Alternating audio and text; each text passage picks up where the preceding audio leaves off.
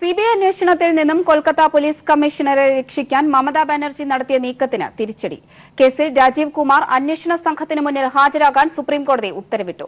രാജീവ് കുമാറിനെ അറസ്റ്റ് ചെയ്യാൻ പാടില്ലെന്നും കോടതി വ്യക്തമാക്കി. നിഷ്പക്ഷ സ്ഥലമെന്ന നിലയിൽ ഷില്ലോങ്ങിലാകും ചോദ്യം ചെയ്യൽ. അതേസമയം കോടതിയലക്ഷ്യ ഹർജികളിൽ Bengal chief secretary, DGP Rajeev Kumar എന്നിവർക്ക് സുപ്രീംകോടതി നോട്ടീസ് അയച്ചു. സിബിഐ അന്വേഷണത്തിൽ നിന്നും കൊൽക്കത്ത പോലീസ് കമ്മീഷണർ രാജീവ് കുമാറിനെ രക്ഷിക്കാൻ മമതാ ബാനർജി നടത്തിയ നീക്കമാണ് തിരിച്ചടിയിൽ അവസാനിച്ചത്. രാജീവ് കുമാർ അന്വേഷണ സംഘത്തിന് മുന്നിൽ ഹാജരാകാൻ സുപ്രീം കോടതി ഉത്തരവിട്ടു. ചോദ്യം ചെയ്യൽ ഷില്ലോങ്ങിൽ വേണമെന്ന് പ്രത്യേകം നിർദ്ദേശിച്ചിട്ടുണ്ട്. എന്നാൽ ഇതിന്റെ പേരിൽ അറസ്റ്റോ ബലപ്രയോഗമോ പാടില്ലെന്നും കോടതി പറഞ്ഞു. ബംഗാളിൽ ക്രമസമാധാനം തകർന്നു. കേന്ദ്ര പോലീസിനെ സംസ്ഥാന പോലീസ് ആക്രമിച്ചു.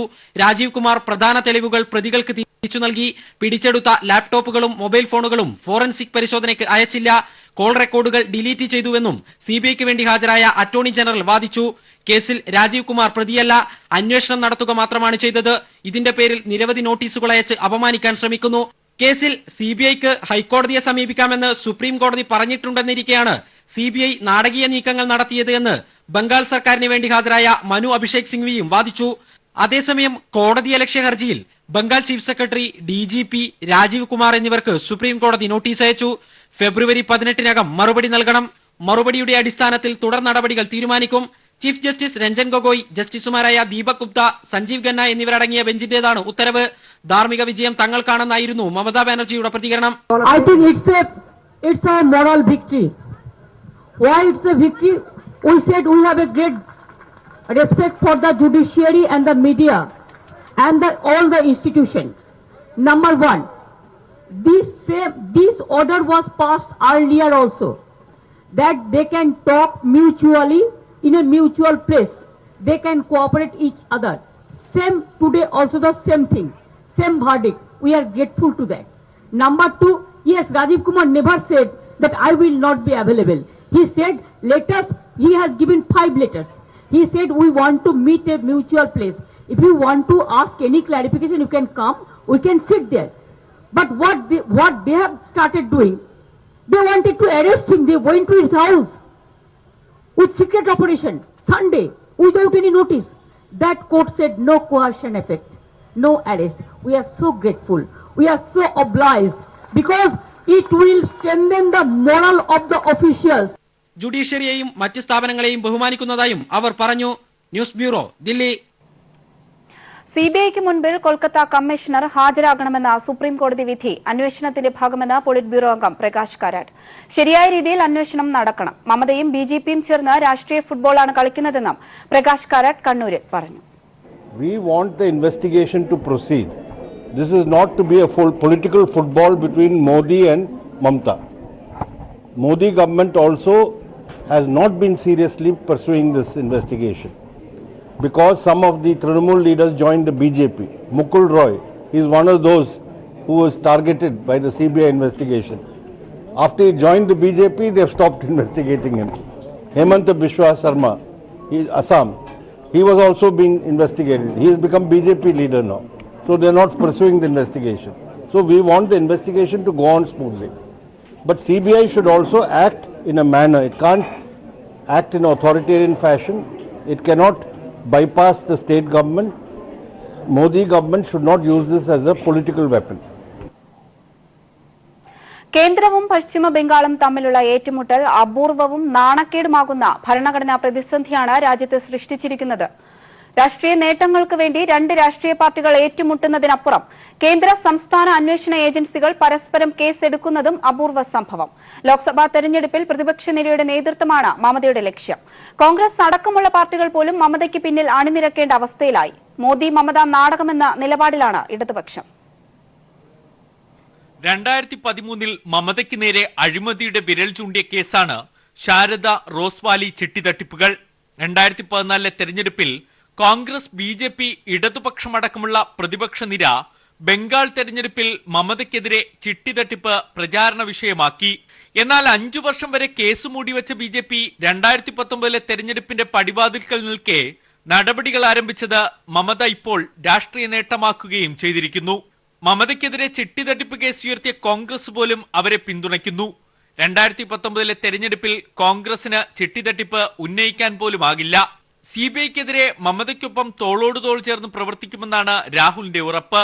BSP, RJD, JDU തുടങ്ങി ബംഗാളിൽ 1-2 സീറ്റിൽ മത്സരിക്കാൻ ആഗ്രഹിക്കുന്ന പാർട്ടികൾ പോലും മമതയുടെ നിഴലിലായി. അഴിമതി ആരോപണത്തെ വഴിമാറ്റിയ മമത പ്രതിപക്ഷ നിരയുടെ നേതൃസ്ഥാനമാണ് ലക്ഷ്യം വെക്കുന്നത്. നിലവിൽ കോൺഗ്രസിന്റെ നേതൃത്വത്തിൽ രൂപപ്പെടുന്ന മുന്നണിക്ക് മുന്നിൽ സ്വയം പ്രതിഷ്ഠിക്കുന്ന മമത ഭീഷണിയാണെന്ന് കോൺഗ്രസ് വൈകിയാണെങ്കിലും തിരിച്ചറിഞ്ഞിരിക്കുന്നു. പിന്തുണ പ്രഖ്യാപിച്ചെങ്കിലും മമതയുടെ സത്യാഗ്രഹ പന്തലിൽ നിന്നും മാറി നിൽക്കുകയാണ് രാഹുൽ ഗാന്ധി. കഴിഞ്ഞ ദിവസം തെരഞ്ഞെടുപ്പ് നടത്തിപ്പുമായി ബന്ധപ്പെട്ട് തെരഞ്ഞെടുപ്പ് കമ്മീഷനെ കണ്ട പ്രതിപക്ഷം ബംഗാൾ വിഷയം മനഃപൂർവ്വം മാറ്റി നിർത്തി. നിലവിൽ മമതയെ അംഗീകരിക്കാനോ തള്ളാനോ കഴിയാത്ത അവസ്ഥയിലായി പ്രതിപക്ഷ നിര. അതേസമയം ബംഗാളിലെ നിത്യശത്രുവായ മമതാ ബാനർജിയുടെ നീക്കം സൂക്ഷ്മതയോടെയാണ് ഇടതുപക്ഷം നോക്കിക്കാണുന്നത്. തെരഞ്ഞെടുപ്പ് സമയത്തെ മോദിയുടെ നീക്കവും മമത നടത്തുന്ന രാഷ്ട്രീയ നീക്കവും ഇരുവരും തമ്മിലുള്ള നാടകമെന്ന് CPIM general secretary Sitaram Yechury ചൂണ്ടിക്കാട്ടുന്നു. I think both BJP and the Trinamool Congress have been put in their place. Since it's a multi-state investigation, the CBI was asked in 2014, and it's taken 5 long years for the Modi government to proceed on this. It's itself a testimony to the fact that both of them have been sharing the spoils of this loot. കേന്ദ്രവും പശ്ചിമ ബംഗാളും ഏറ്റുമുട്ടുമ്പോൾ ആത്യന്തികമായി തകരുന്നത് ഭരണഘടനാ സ്ഥാപനങ്ങളാണ്. അന്വേഷണവും പരിശോധനയും നിയമത്തിന്റെ വഴിക്ക് വിടാൻ തെരഞ്ഞെടുക്കപ്പെട്ട ഭരണകൂടങ്ങൾക്ക് പോലും കഴിയുന്നില്ല. ഒരുമിക്കാൻ ഒരു വിഷയം തേടിയ പ്രതിപക്ഷത്തിന് മമത പിടിവള്ളിയായെങ്കിലും തെരഞ്ഞെടുപ്പിൽ അത് ഗുണം ചെയ്യില്ല എന്ന തിരിച്ചറിവ് കോൺഗ്രസ് അടക്കമുള്ള പ്രതിപക്ഷ പാർട്ടികൾക്കുണ്ട്. അഴിമതിക്കെതിരായ പോരാട്ടം മമതയെ ഒപ്പം കൂട്ടി കഴിയില്ല. അതേസമയം BJP ആകട്ടെ CBI ഉപയോഗിച്ച് പ്രതിപക്ഷ നിരയെ വേട്ടയാടുന്നത് തുടരുന്നു. ദില്ലിയിൽ നിന്നും സന്തോഷ് സർലിംഗ്. പ്രളയസമയത്ത് വ്യോമസേന നടത്തിയ രക്ഷാപ്രവർത്തനത്തിന്റെ വിമാന വാടക അടക്കമുള്ള തുകയുടെ ബില്ല് കേന്ദ്രം സംസ്ഥാനത്തിന് നൽകി. 102.6 കോടി രൂപ വരുന്ന ബില്ലാണ് കേന്ദ്രം കേരളത്തിന് നൽകിയത്. നാവികസേനയുടെ ബില്ലും തയ്യാറാകുന്നതായി കേന്ദ്ര ആഭ്യന്തര സഹമന്ത്രി രാജ്യസഭയെ രേഖാമൂലം അറിയിച്ചു. ഓഗസ്റ്റിൽ കേരളത്തെ തകർത്ത പ്രളയത്തിൽ സഹായിച്ചതിന് കണക്കു പറയുകയാണ് കേന്ദ്ര ആഭ്യന്തര മന്ത്രാലയം. വ്യോമസേന വിമാനങ്ങളും ഹെലികോപ്റ്ററുകളും ഉപയോഗിച്ചതിന് 102.6 കോടി രൂപ വേണമെന്ന് കേന്ദ്രം. ഇതിന്റെ ബിൽ വ്യോമസേന കേരളത്തിന് നൽകിയെന്ന് കേന്ദ്ര ആഭ്യന്തര സഹമന്ത്രി സുഭാഷ് ബംബ്ര രാജ്യസഭയെ രേഖാമൂലം അറിയിച്ചു. വിശദമായ വിവരങ്ങളും ബില്ലിലുണ്ട്. പ്രളയ സമയത്ത് 517 തവണ വ്യോമസേന വിമാനങ്ങൾ ഉയർന്നു പൊങ്ങി 3787 പേരെ രക്ഷിച്ചു. 1350 ടൺ വിതരണം ചെയ്തു. ഹെലികോപ്റ്ററിന്റെ കണക്കുമുണ്ട്. 634 തവണയാണ് ഹെലികോപ്റ്റർ ഉപയോഗിച്ചത്. 584 പേരെ രക്ഷിക്കുകയും 247 ടൺ സാധനങ്ങൾ ഹെലികോപ്റ്ററിൽ കൊണ്ടുപോവുകയും ചെയ്തു. ജീവൻ രക്ഷിച്ച അടക്കമുള്ള കാര്യങ്ങൾ ചെയ്തതിനാണ് ബിൽ. ആർമിയും നാവികസേനയും സമാനമായ ബില്ലുകൾ തയ്യാറാക്കുന്നതായും ആഭ്യന്തര സഹമന്ത്രി വ്യക്തമാക്കി. നേരത്തെ പ്രളയസമയത്ത് നൽകിയ അരിക്കും മണ്ണെണ്ണയ്ക്കും കേന്ദ്ര ഭക്ഷ്യമന്ത്രാലയം കണക്ക് പറഞ്ഞ് ബിൽ നൽകിയിരുന്നു. വിദേശ സഹായം കേരളത്തിന് ലഭിക്കുന്നത് കേന്ദ്രം തടഞ്ഞതും ഏറെ വിവാദമായിരുന്നു. പ്രളയ ദുരിതാശ്വാസത്തിനായി സ്വന്തം നിലയ്ക്ക് വിഭവസമാഹരണം നടത്തുന്ന കേരളത്തിന് വൻ ബാധ്യതയുണ്ടാക്കുന്നതാണ് കേന്ദ്ര ആഭ്യന്തര മന്ത്രാലയം നൽകുന്ന ബില്ലുകൾ. News bureau, Delhi. കേരളത്തിന്റെ നേട്ടങ്ങൾ കേന്ദ്രം ശിക്ഷിക്കാനുള്ള മാനദണ്ഡമാക്കുന്നുവെന്ന് മുഖ്യമന്ത്രി. ഇനിയൊരു പ്രളയമുണ്ടായാലും തകരാത്ത കേരളത്തെയാണ് സൃഷ്ടിക്കേണ്ടതെന്നും മുഖ്യമന്ത്രി പറഞ്ഞു. വർത്തമാനകാലത്ത് ബജറ്റിനെ ബാധിക്കുന്ന ഗൗരവമായ അവസ്ഥ കേന്ദ്ര ഗവൺമെന്റ് സ്വീകരിക്കുന്ന നയങ്ങളാണ്. യഥാർത്ഥത്തിൽ ഫെഡറൽ സംവിധാനത്തെ ഇല്ലാതാക്കി സംസ്ഥാനങ്ങളുടെ അധികാരം ഇല്ലാതാക്കുന്ന നീക്കങ്ങളാണ് കേന്ദ്ര സർക്കാരിന്റെ ഭാഗത്തുണ്ടായിക്കൊണ്ടിരിക്കുന്നത്. കോടിയേരിക്കെതിരായ NSSന്റെ പരാമർശത്തിന് വൈക്കം വിഷന്റെ മറുപടി. എന്നും പുരോഗമനപരമായ നിലപാടാണ് NSS സ്വീകരിച്ചിട്ടുള്ളത്.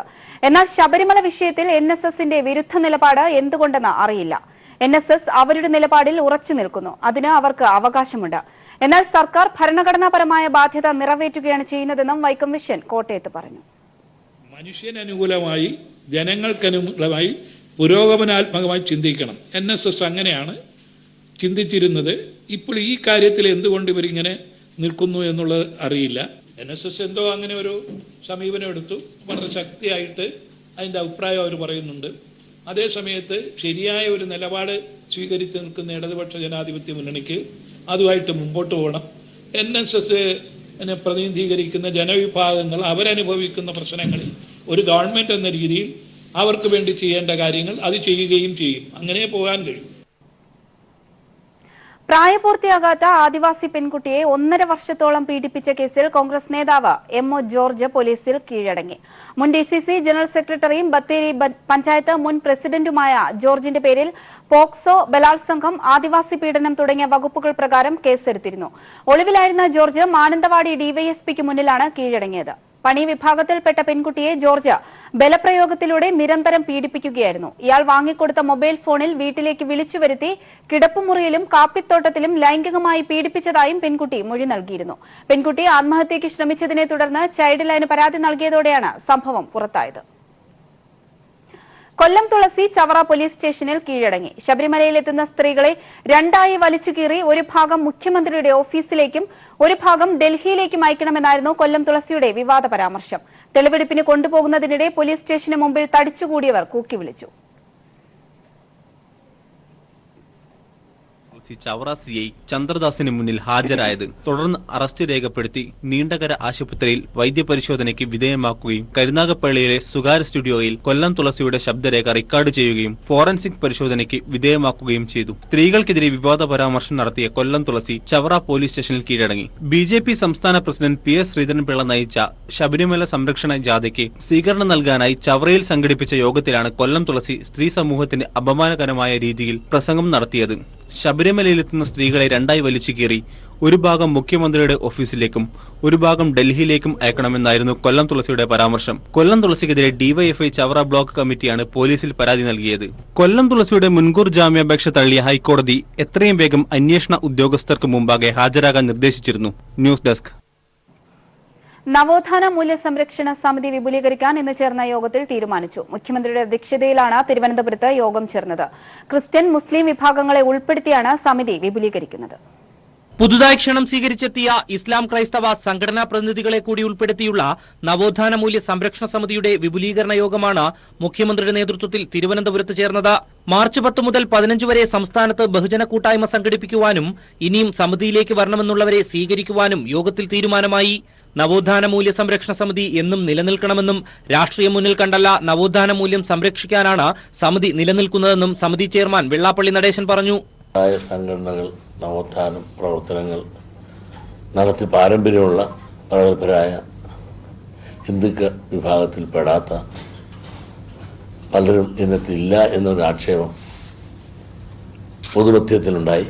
അതിൻ്റെ അടിസ്ഥാനത്തിൽ സഹോദര സമുദായങ്ങളുമായി സമുദായ നേതാക്കന്മാരുമായിട്ട് ചർച്ച ചെയ്ത് മുസ്ലിം സമുദായത്തിൻ്റെയും ക്രിസ്ത്യൻ സമുദായത്തിൻ്റെയും പ്രഗത്ഭരായ മതപണ്ഡിതന്മാരും ബിഷപ്പ് തിരുമേനിമാരും ഉൾപ്പെടെയുള്ള ഒരു കൂട്ടായ്മ ഇന്നുണ്ടായി.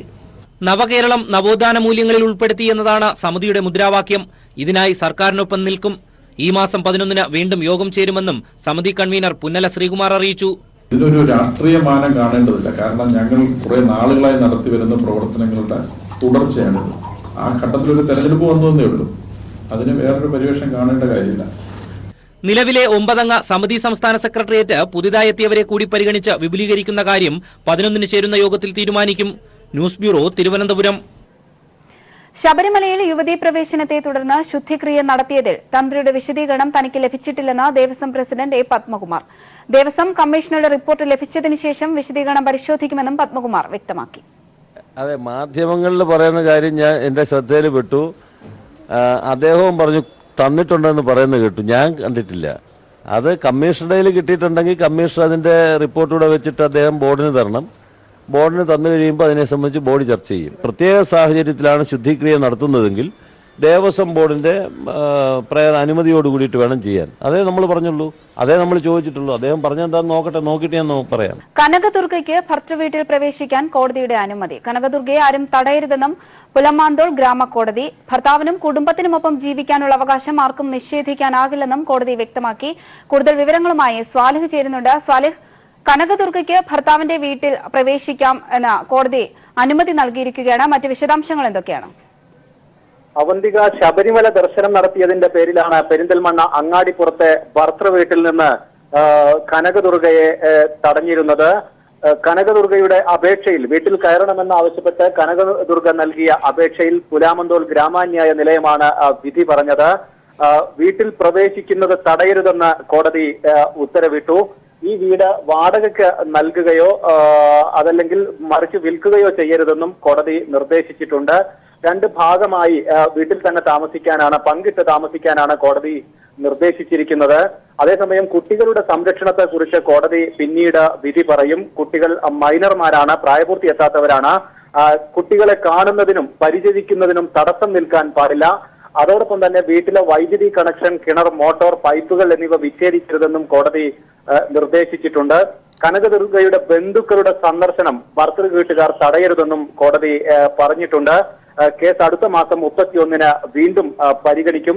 വീട്ടിൽ നിന്ന് ഇറക്കി വിട്ടതിന് ശേഷം പെരിന്തൽമണ്ണയിലെ സർക്കാർ ആശ്രയ കേന്ദ്രത്തിലാണ് കനകദുർഗ താമസിച്ചിരുന്നത്. അവന്തിക. ശരി, സ്വാലിഹാണ് വിവരങ്ങൾ നൽകിയത്. ഭർത്താവിനും കുടുംബത്തിനുമൊപ്പം കനകദുർഗയ്ക്ക് ജീവിക്കാൻ കോടതി അനുമതി നൽകിയിരിക്കുകയാണ്. വിവരങ്ങളാണ് സ്വാലിഹ് നൽകിയത്. ശബരിമല വിധിക്കെതിരായ പുനഃപരിശോധനാ ഹർജികളെ എതിർത്ത് സുപ്രീം കോടതിയിൽ ഹർജി. പുനഃപരിശോധനാ ഹർജികൾ സുപ്രീം കോടതി പരിഗണിക്കരുതെന്നാണ് ഈ ഹർജിയിലെ ആവശ്യം. ബിന്ദു, കനകദുർഗ, രേഷ്മ, ഷനില എന്നിവരാണ് ഇക്കാര്യം ആവശ്യപ്പെട്ട് സുപ്രീം കോടതിയെ സമീപിച്ചത്. പുനഃപരിശോധനാ ഹർജികളിൽ കക്ഷി ചേർക്കണം. ഈ മാസം നട തുറക്കുമ്പോൾ ദർശനം നടത്താൻ സൗകര്യം വേണമെന്നും ഹർജിക്കാർ ആവശ്യപ്പെട്ടിട്ടുണ്ട്. ഇതിനിടെ തന്ത്രി കണ്ഠരര് രാജീവർക്ക് എതിരായ കോടതിയലക്ഷ്യ ഹർജി പുനഃപരിശോധനാ ഹർജികൾക്കൊപ്പം കേൾക്കണമെന്ന് അഭിഭാഷകൻ PV ദിനേശ് ആവശ്യപ്പെട്ടു. സ്ത്രീ പ്രവേശനത്തിന് ശേഷം ശുദ്ധിക്രിയ നടത്തിയ തന്ത്രിയുടെ നടപടി കോടതിയലക്ഷ്യമാണെന്ന് ചൂണ്ടിക്കാട്ടി ഗീനാകുമാരി, വർഷ എന്നിവരായിരുന്നു ഹർജി നൽകിയത്. നാളെ പുനഃപരിശോധനാ ഹർജി പരിഗണിക്കുമ്പോൾ കോടതിയിൽ ഉണ്ടാകണമെന്ന് കോടതി PV ദിനേശിന് നിർദ്ദേശം നൽകി. കേരളത്തിൽ BJPയുടെ തോൽവി സമ്മതിച്ച് O രാജഗോപാൽ MLA. BJP ഇതുവരെ കേരളത്തിൽ അധികാരത്തിൽ വന്നിട്ടില്ലെന്നും അടുത്തൊന്നും വരാൻ സാധ്യതയില്ലെന്നും അദ്ദേഹം നിയമസഭയിൽ പറഞ്ഞു. കേരള ധനവിനിയോഗ ബില്ലിന്റെ ചർച്ചയ്ക്കിടെയായിരുന്നു O രാജഗോപാലിന്റെ പ്രസ്താവന. BJP അല്ല ഭരിക്കുന്നത്, ഭരിച്ചിട്ടുമില്ല, അടുത്തൊന്നും വരാനുള്ള സാധ്യത കാണുന്നില്ല. പരിസ്ഥിതിക്കും ജനങ്ങളുടെ ജീവനും സ്വത്തിനും ദോഷകരമാകാത്ത രീതിയിൽ ഖനനം നടത്തുകയാണ് സർക്കാർ ലക്ഷ്യമെന്ന് വ്യവസായ മന്ത്രി EP ജയരാജൻ. ഖനനം കൊണ്ടാണ് തീരശോഷണം ഉണ്ടാകുന്നതെന്ന് പറയുന്നത് വസ്തുതാവിരുദ്ധമാണ്. ആലപ്പാട്ട് ജനങ്ങളുടെ ആശങ്കകൾ പരിഹരിക്കുമെന്നും മന്ത്രി വ്യക്തമാക്കി. സമരക്കാരെ മന്ത്രി കുറ്റപ്പെടുത്തിയെന്നാരോപിച്ച് പ്രതിപക്ഷം സഭയിൽ നിന്നിറങ്ങിപ്പോയി. ആലപ്പാട് പഞ്ചായത്തിൽ 500 മീറ്ററിൽ മാത്രമാണ് കടൽഭിത്തി ഇല്ലാത്തതും IRAയുടെ സീ വാഷിംഗ് നടന്നതും. 16.5 കിലോമീറ്ററിലും ശക്തമായ കടൽഭിത്തിയുണ്ട്. തീരശോഷണത്തിന് കാരണം കരിമണൽ ഖനനമല്ല, മറിച്ച് അണക്കെട്ടുകളാണെന്നും വ്യവസായ മന്ത്രി EP ജയരാജൻ PT തോമസിന്റെ അടിയന്തര പ്രമേയ നോട്ടീസിന് മറുപടിയായി വ്യക്തമാക്കി. ഖനനം മത്സ്യസമ്പത്തിനെ ബാധിക്കില്ലെന്നും അദ്ദേഹം കൂട്ടിച്ചേർത്തു. എന്താണ് പ്രശ്നം എന്നുള്ള കാര്യത്തെ സംബന്ധിച്ച് വിശദമായി പരിശോധിച്ച് ഏതെങ്കിലും തരത്തിലുള്ള ബുദ്ധിമുട്ടുകൾ ആലപ്പാട് പ്രദേശത്തിലെ ജനങ്ങൾക്കുണ്ടെങ്കിൽ ആ ബുദ്ധിമുട്ടുകൾ പരിശോധിച്ച് അവയ്ക്ക് പരിഹാരം കാണാം എന്ന നിലപാടാണ് ഗവൺമെന്റ് സ്വീകരിച്ചത്.